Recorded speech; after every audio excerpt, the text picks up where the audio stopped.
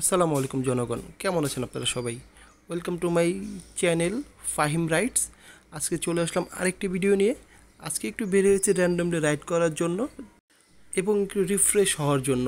তো আজকে একাই বের হয়েছি, ভালো লাগছিল না এলাকায়, বাসায়। তো ভাবলাম একটু রাইড করা যাক এবং দুপুরবেলায় বের হয়েছি। দেখতে পাচ্ছেন অনেক রোদ, তো ভাবলাম একটা রিফ্রেশিং রাইড দেওয়া যাক।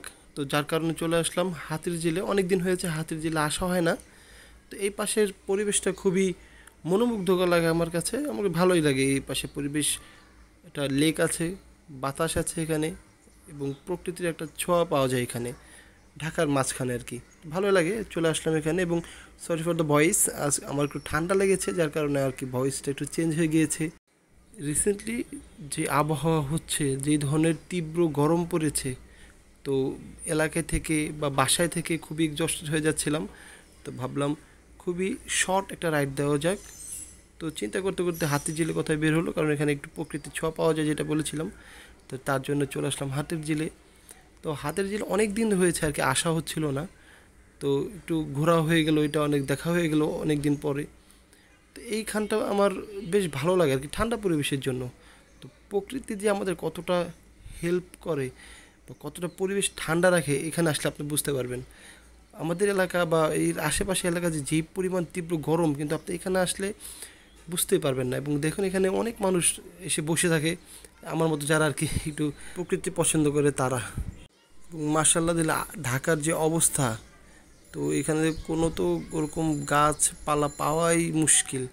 যেখানে একটু খালি স্পেস আছে ওখানে বিল্ডিং করে ফেলতেছে, এবং এটা লিটারেলি একটা বিল্ডিংয়ের শহর হয়ে যাচ্ছে ঢাকা। তো এখানে বাস করাটাই কিছুদিন পর হয়তো বা মুশকিল হয়ে যাবে, আল্লাহ ভালো জানে। আর আমার তো ব্ল্যাক হর্স আছেই, যখন একটু রিফ্রেশ হতে হয়, একটু মন ভালো করতে হয়, বের হয়ে পড়ি ব্ল্যাক হর্সটাকে নিয়ে। তো বাইক রাইড করা একটা থেরাপির মতো কাজ করে। যারা বাইক রাইড করে, যাদের বাইক আছে, তারা অবশ্যই জানে বিষয়টা। বাইক রাইড করা আসলে একটা থেরাপি, আপনার মন ভালো করে দেয়, আপনাকে রিফ্রেশ করে দেয়। ভালো লাগে বাইক রাইড করতে। তো একটু ঢাকার শহরে জ্যামের মধ্যে একটু ডিস্টার্ব ফিল হয়, কিন্তু আবার অন্য দিক দিয়ে চিন্তা করলে আপনি দেখবেন যে আপনাকে জ্যাম থেকে সেভও করে বাইক। যাতে গাড়ি আছে তারা তো ঘন্টার পর ঘন্টা জ্যামে পড়ে থাকে, আমরা তো বাইক নিয়ে বিভিন্ন গ্যাপ দিয়ে চিপা চাপা দিয়ে বের হয়ে যাই। সো জ্যাম থেকে অনেকটা সেভ করে। সো যারা জ্যাম থেকে বাঁচতে চান, তারা সবাই বাইক কিনে ফেলুন। এগুলোতে গেল বাইক রাইডিংয়ের ভালো দিকগুলো। এর পাশাপাশি কিছু খারাপ দিকও আছে, যেমনটা হলো অ্যাক্সিডেন্ট।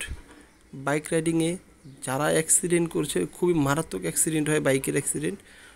তো খুবই সচেতন থাকতে হবে, সব সময় হেলমেট পরতে হবে। গাড়ি তো রেস করা যাবেই না, টানাটানি করা যাবে না, ঠিক আছে? যতটা সচেতন থাকা যায় আর কি আপনার নিজের জন্য। তো আজকের ভিডিও এ পর্যন্তই। বাইকারদের জন্য বলতে চাই, ড্রাইভ সেফ, বি সেফ। দেখা হচ্ছে পরের ভিডিওয়ে। আল্লাহ হাফেজ, আসসালামু আলাইকুম।